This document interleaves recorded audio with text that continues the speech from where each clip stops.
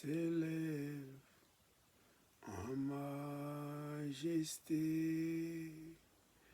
De mes lèvres, je célébrerai ta puissance, ta gloire, ton autorité. Digne es-tu l'agneau de Dieu. Digne es-tu l'agneau de Dieu. L'univers entier proclame la puissance de ton Saint-Nom. Dieu de gloire,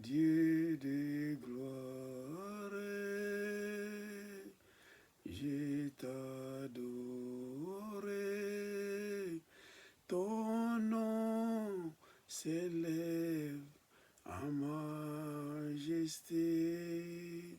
De mes lèvres, je célèbre ta puissance, ta gloire, ton autorité. Digne es-tu l'agneau de Dieu. Digne es-tu l'agneau de Dieu. Tous les anges ensemble acclament la beauté de ton Saint-Nom.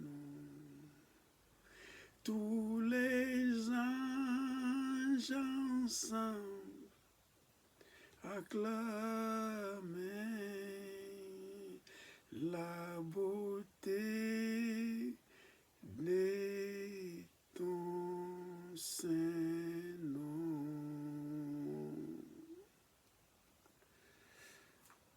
Merci Seigneur, merci Seigneur. L'univers tout entier proclame la puissance de ton Saint-Nom. Tous les anges ensemble acclament la beauté de ton Saint-Nom. Merci Seigneur pour ce soir. Je bénis ta sainte parole et je te remercie pour m'avoir encore accordé le souffle de vie. Et tu permets que je sois présent pour proclamer la bonne nouvelle. Ta bonne nouvelle aujourd'hui est la continuité d'un grand thème que j'avais commencé, que j'avais intitulé « Je déclare les promesses de Dieu ». Et le sous-thème d'aujourd'hui, comme je l'avais promis, c'est « Je déclare l'assurance de mon salut ». Alléluia. Je déclare l'assurance de mon salut. Et cette assurance que notre Dieu nous accorde pour arriver d'être ensemble, de vivre ensemble avec Dieu dans les lieux célestes éternellement.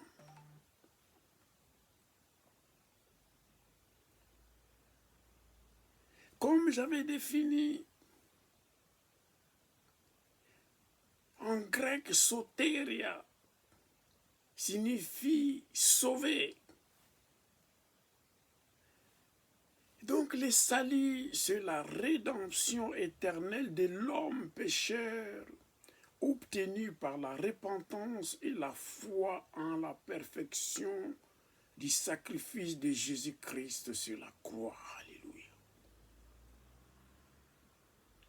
Et ce sous-thème, je vous donnerai les 7 clés pour acquérir cette assurance du salut. Voilà pourquoi je vous ai choisi les textes principaux. C'est dans 1 Thessaloniciens chapitre 5 du verset 9 à 11. Et pour les 9 clés pour garantir l'assurance de ces salis, je vous donnerai également un verset biblique que vous allez lire à la maison pour comprendre ces 7 clés. Sans plus tarder, je vous lis 1 Thessaloniciens chapitre 5 du verset 9 à 11. Je lis la parole de Dieu au nom de Jésus-Christ. Car Dieu ne nous a pas destinés à la colère, mais à l'acquisition du salut par notre Seigneur Jésus-Christ, qui est mort pour nous, afin que soit que nous veillions, soit que nous dormions, nous vivions ensemble avec lui. C'est pourquoi exhortez-vous réciproquement et édifiez-vous les uns les autres, comme en réalité vous les faites. Ici, c'est l'apôtre Paul qui parlait aux chrétiens des Thessaloniques. Alléluia. Donc notre Dieu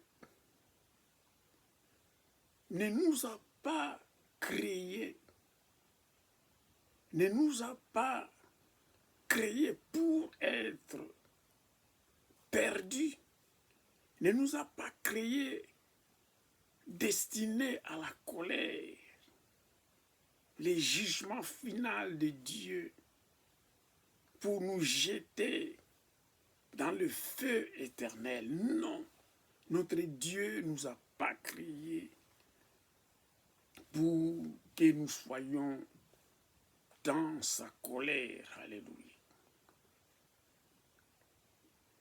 Mais il nous a créés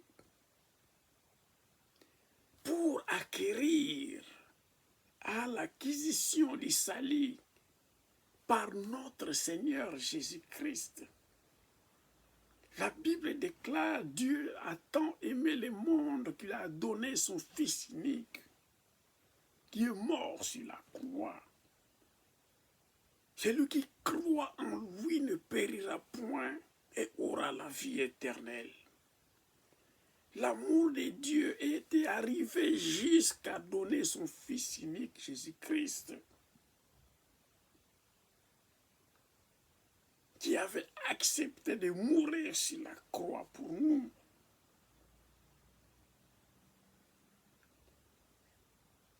Nous ne sommes pas destinés à la colère, mais nous sommes destinés à acquérir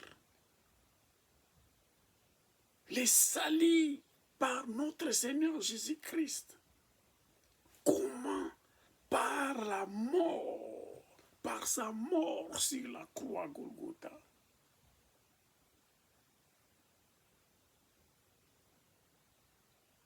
Que nous soyons vivants ou que nous soyons morts, ici on dit que nous dormions,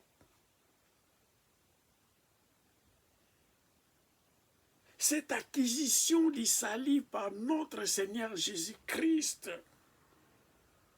a l'objectif que nous vivions ensemble éternellement avec lui, avec Christ. Voilà pourquoi il y aura l'enlèvement des croyants. Les croyants, ceux qui étaient morts, seront ressuscités. Ceux qui étaient vivants, qui seront vivants, seront transmis, ouais.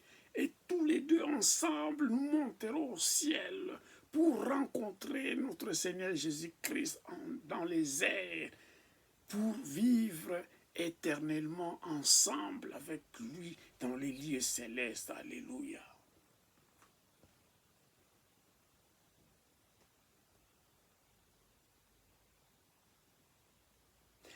Donc, c'est pourquoi exhortez-vous réciproquement et édifiez-vous les uns les autres comme en réalité vous les faites. C'est l'apôtre Paul qui le dit. Et ça reste en vigueur jusqu'aujourd'hui, cette parole. Nous allons nous fortifier, nous exhorter réciproquement les uns les autres, que le salut sera réel, que le salut est réel. Nous serons sauvés, marchons, suivons, proclamons la parole de Dieu. Gagnons beaucoup des âmes, produisons beaucoup de fruits pour l'œuvre de Dieu, afin que nous soyons nombreux à être sauvés, à avoir le salut, à acquérir le salut.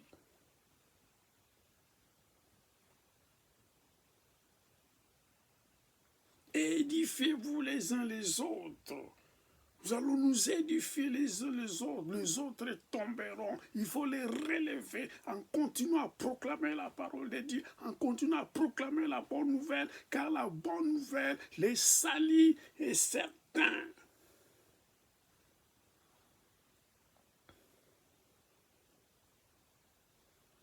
Sans plus tarder, puisque je ne veux pas être long, je vais vous énumérer les 7 clés pour acquérir, avoir cette assurance d'acquérir les saluts. Bien que la parole de Dieu nous dit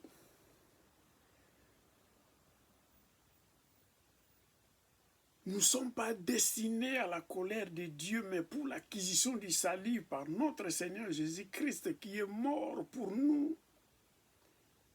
Soit que nous dormions, soit que nous veillons, nous vivions ensemble avec lui, l'enlèvement pour vivre ensemble éternellement avec Christ. C'est une marche durant notre séjour ici-bas sur terre.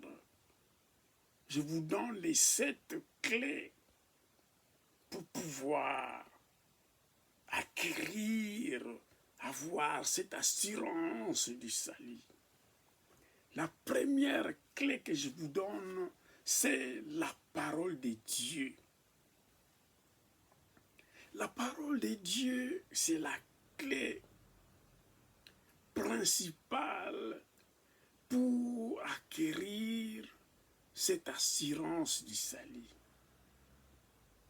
Parce que la parole de Dieu nous dit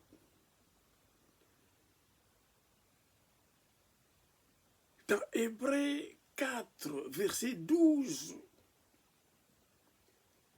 car la parole de Dieu est vivante et efficace, plus tranchante qu'une épée quelconque à 2 tranchants, pénétrant jusqu'à partager âme et esprit, jointure et moelle. Elle juge les sentiments et les pensées du cœur.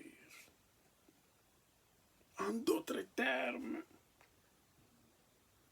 la parole de Dieu qui vivifie, cette parole de Dieu qui est vivante, nous éclaire les chemins, nous montre comment nous allons marcher ici-bas sur terre. pour ne pas tomber continuellement dans le péché. Comme la Bible nous dit également, dans le psaume 119, verset 105, il nous dit, la parole est une lampe à mes pieds et une lumière sur mon sentier. Quand je marche, j'ai la lampe sur mes pieds. J'éviterai les obstacles, j'éviterai de tomber dans un trou, j'éviterai de tomber dans les pièges. S'il y a la lumière sur mon sentier, je verrai même loin, là où j'irai. S'il y a des pièges, s'il y a des embuscades, je peux le voir. Car c'est la parole de Dieu qui est la lampe sur mes pieds et la lumière sur mon chemin. Alléluia. Donc la parole de Dieu, c'est la première clé. Moi, personnellement, j'ai vu la parole de Dieu, les conséquences, les objectifs de la parole de Dieu. Quand je lis la parole de Dieu, Dieu me révèle beaucoup de choses. Durant la journée, même durant ma veille, quand je dors, Dieu me donne des révélations pour la journée. Il me montre même des choses qui se passent dans le monde spirituel en lisant sa parole, surtout avant de dormir.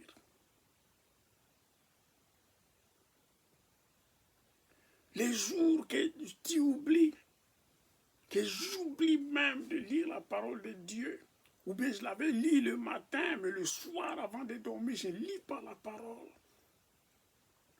Je peux avoir des révélations, mais ce n'est pas clair, c'est un peu flou.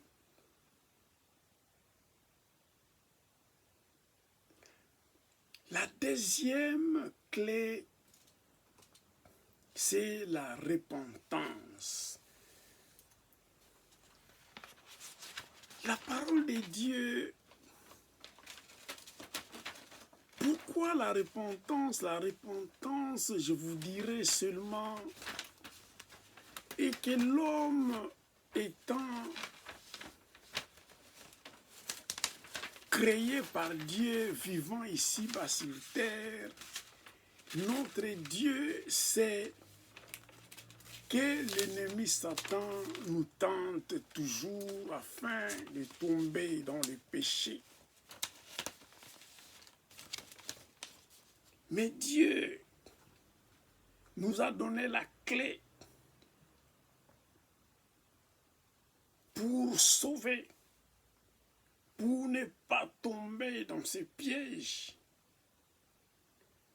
Quand bien même nous péchions, quand bien même nous avons commis les péchés, mais ici la Bible nous dit dans 1 Jean chapitre 1 verset 9, si nous confessons nos péchés, il est fidèle et juste pour nous les pardonner et pour nous purifier de toute iniquité. Notre Dieu nous dit, nous donne cette garantie.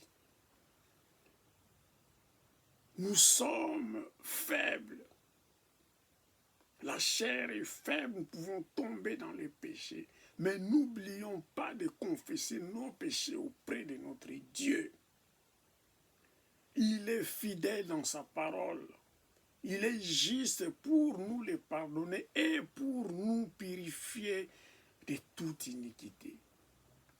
Pourquoi confesser nos péchés? Parce que quand nous oublions de confesser nos péchés chaque jour, les péchés s'accumulent et ça peut devenir comme une muraille à abattre, comme une forteresse à abattre pour réacquérir le chemin du salut. Déjà, le chemin est rocailleux. L'ennemi est toujours là. D'ailleurs, même l'autre parole de Dieu nous dit, soumettez-vous à Dieu. Résistez au diable et il fuira loin de vous. Donc, si nous nous soumettons à Dieu à chaque instant, pourquoi la Bible nous dit prier sans cesse, nous ne tomberons pas au péché.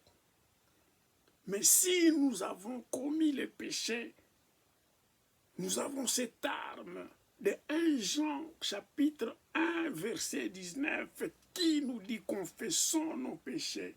Il est fidèle et juste pour nous les pardonner et pour nous purifier de toute iniquité. Alléluia.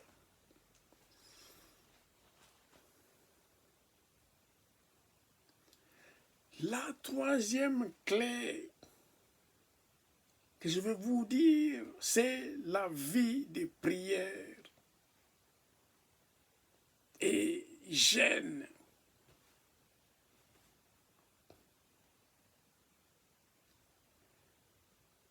Lisons la parole de Dieu. Méditons la parole de Dieu. Résistons au diable. Quand nous sommes soumis à Dieu et nous résistons au diable, il fuira loin de nous. Sans commettre le péché. Mais si nous commettons le péché, confessons nos péchés, notre Dieu est fidèle et juste pour nous le pardonner et d'effacer toutes nos iniquités. Il est un Dieu miséricordieux, il est juste. Donc la troisième clé, c'est la vie de prière et de jeûne. Romains 12, 12 nous dit « Réjouissez-vous en espérance, soyez patients dans l'affliction, persévérez dans la prière. » Alléluia.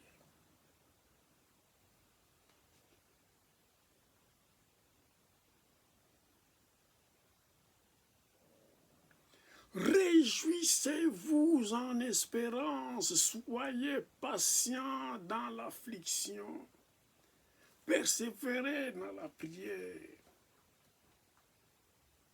Si nous persévérons dans la prière, nos pensées seront orientées vers Christ. Si nous persévérons dans la prière, Dieu va nous répondre. Dieu nous guidera, nous conduira. Car la prière, c'est le contact plus proche avec Dieu. C'est dialoguer. C'est parler au téléphone avec Dieu.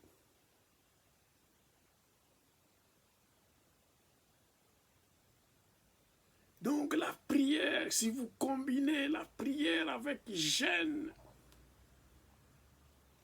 alors tout sera clair. Dieu peut nous révéler tant de choses et nous pouvons même monter au-dessus et que Dieu peut nous faire voir les choses spirituelles profondes que dans la simple prière normale, sans combiner avec jeûne, ne peuvent pas nous donner. Alléluia.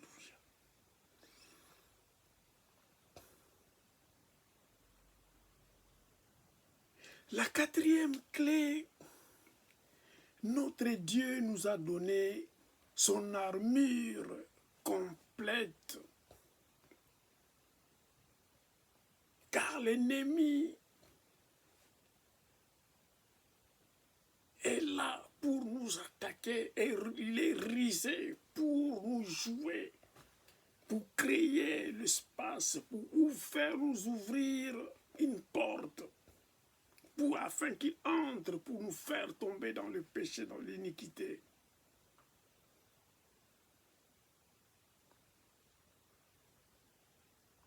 Alors, portons la ceinture de la vérité sous notre rein. Je suis le chemin, la vérité et la vie, dit le Seigneur Jésus-Christ. La ceinture de la vérité. Mettons la cuirasse de la justice pour protéger nos organes vitaux, nos pensées.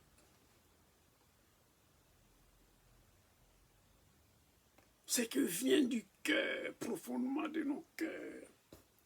Gardons notre cœur comme la prunelle de nos yeux. Si nos sentiments sont touchés, si nous n'avons pas cette cuirasse qui protège nos sentiments, nos décisions, nos projets, alors l'ennemi criera victoire. Car à chaque instant, il peut changer.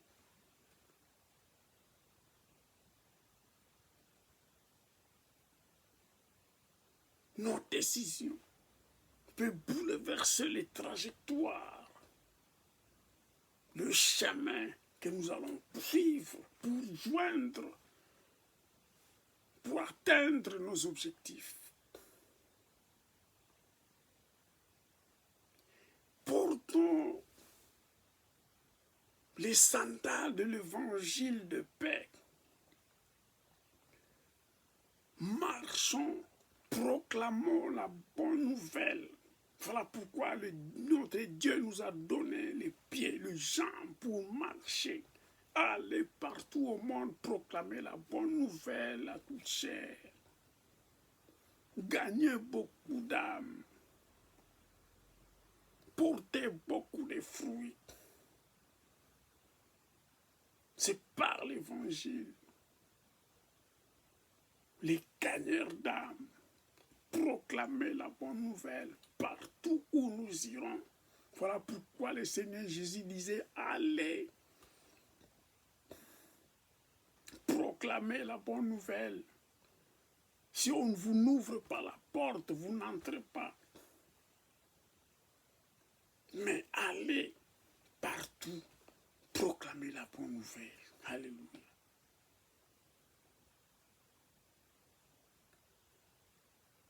Je tiens le bouclier de la foi pour éteindre les attaques enflammées de l'ennemi. Satan et ses agents et les démons nous attaquent toujours, mais sans la foi. Si nous n'avons pas l'arche, les boucliers, toutes les attaques de l'ennemi peuvent nous atteindre.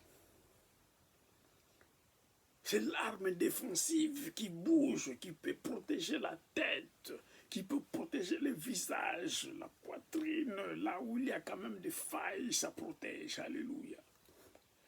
Car les flèches, les feux peuvent être lancés par l'ennemi.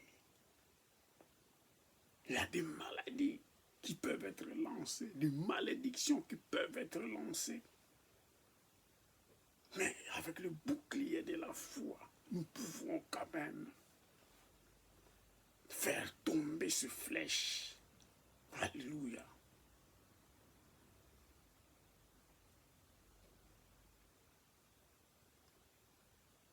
Porter le casque du salut. Nos pensées. Nous sommes toujours attaqués. Satan nous met de pensées, essaie de nous mettre de pensées qui ne sont pas les pensées qui viennent de notre Dieu. Protégeons nos pensées. Connectés avec le Saint-Esprit, il peut nous aider de protéger nos pensées, de ne pas dévier nos pensées à faire des choses qui ne glorifient pas le nom de Jésus. Alléluia. Les casques du salut. Alléluia. Portons également l'épée de l'esprit qui est la parole de Dieu. L'épée de l'esprit qui est la parole de Dieu, c'est l'arme pour attaquer la parole de Dieu. Satan dit ça, toi tu contredis par la parole. Il lance encore une parole déguisée, tu contredis avec la parole de Dieu. Alléluia. Voilà pourquoi la première clé qui est la parole de Dieu est très important comme clé qui part à la base, à la tête, et qui soutient d'autres clés. Alléluia. Sans la parole de Dieu, d'autres clés ne seront pas fonctionnelles. Alléluia, gloire à Jésus.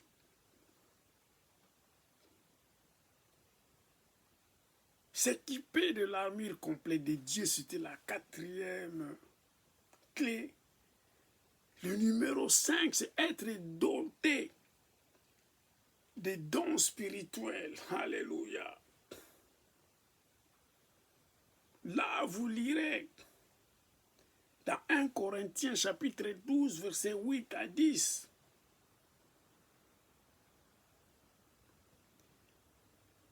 Demandons à Dieu et Dieu donne à tous ceux qui veulent recevoir les dons spirituels. Il le donne comme il le veut à chacun de nous. Alléluia. Il y a l'Esprit nous donne une parole de sagesse. L'Esprit nous donne la parole de connaissance également.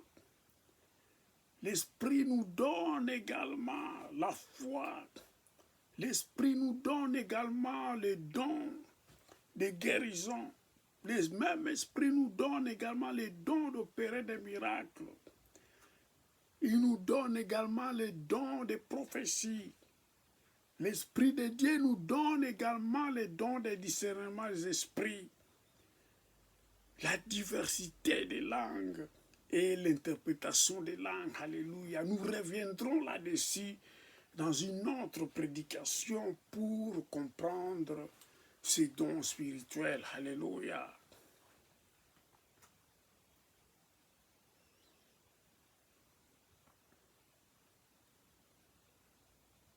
La clé numéro 6, c'est marchons selon l'Esprit de Dieu. Si nous marchons selon l'esprit de ce monde, alors nous allons faire les choses de ce monde qui ne glorifient pas le nom de notre Seigneur Jésus-Christ. Donc Galates chapitre 5 verset 16 nous dit, j'ai dit donc, marchez selon l'esprit et vous n'accomplirez pas les désirs de la chair. Alléluia.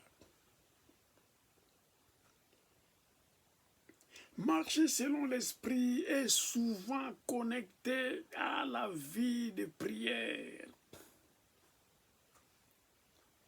Quand nous avons la vie de prière et nous prions sans cesse et nous persévérons dans la prière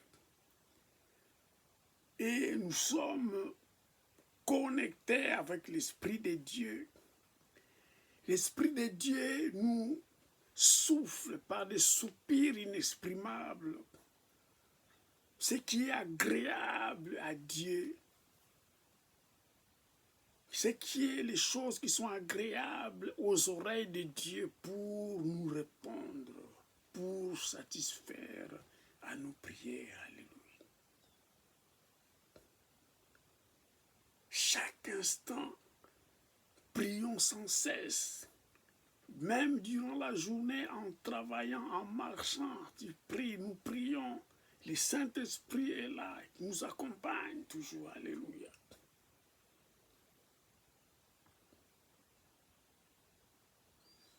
Vous pouvez lire également Jean chapitre 16, verset 8. Le septième élément, la clé numéro 7, c'est craignons Dieu et fuyons les œuvres de la chair. Alléluia. Là, je vais vous lire marcher selon l'esprit et en contradiction, craignons Dieu. Quand nous craignons Dieu, donc l'épître de Galates nous dit dans chapitre 5 du verset 19 jusqu'à 21, nous énumère des choses qui ne glorifient pas le nom de notre Dieu, qui va en opposition au fruit de l'esprit. Donc nous avons les œuvres de la chair qui sont manifestes, l'impudicité, l'impureté, la dissolution. Donc il faut fuir cela pour craindre Dieu. Il faut éviter le péché, éviter tout ce qui est mal aux yeux de notre Dieu. Donc, il y a l'impudicité, l'impureté, la dissolution, l'idolâtrie, la magie, les inimitiés, les querelles, les jalousies, les animosités, les disputes, les divisions, les sectes, l'envie, l'ivrognerie, les excès de table et les choses semblables.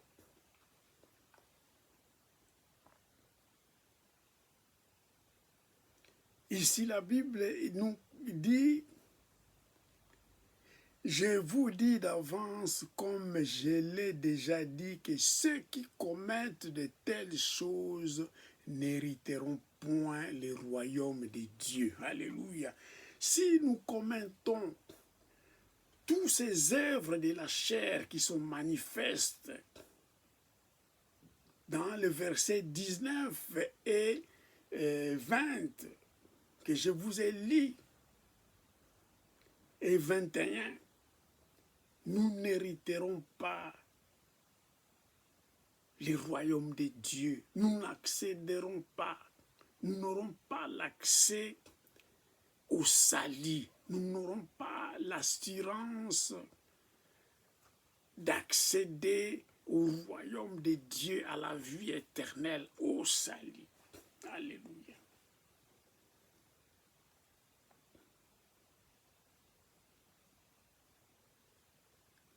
Nous savons, c'est cette clé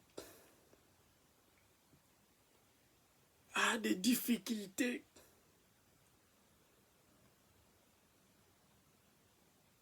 Pour les saisir journalièrement.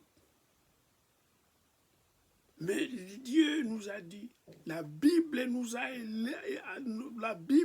donné, je vous ai donné les versets bibliques de ces 7 clés. Mais nous marchons ici-bas sur terre. Il y a des difficultés pour pouvoir marcher jour après jour pour atteindre le salut. Les obstacles sont les hommes avec lesquels nous vivons ici-bas sur terre. Il y a des chrétiens et des non-croyants.